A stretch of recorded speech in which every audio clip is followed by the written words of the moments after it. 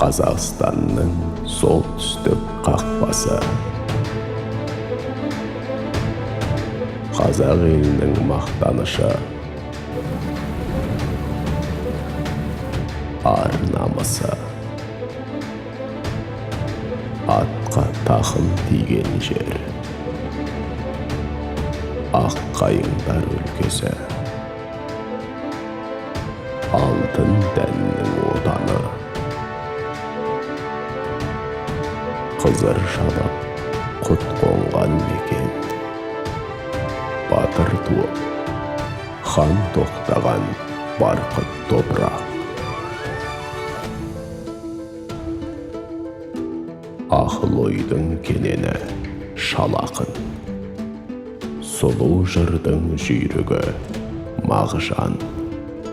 Қара сөздің едігесі ғабең мен сәбең туған киелі өлке.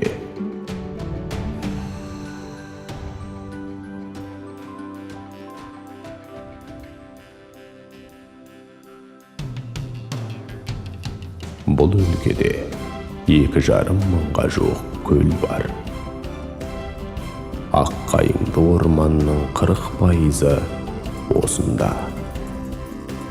Есіл, тобыл, обағандай алып өзендер омырауын кестелеген. Жері шырайлы, шөбі шүйгін.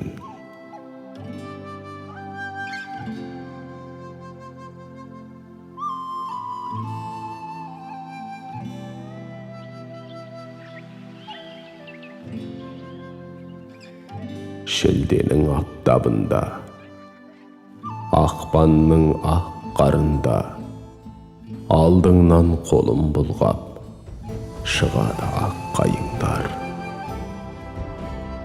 Ақ қайың, ақ ормандар, пәк сезім, ақ армандар, өлкенің өңіріне алға боп қадалғандар.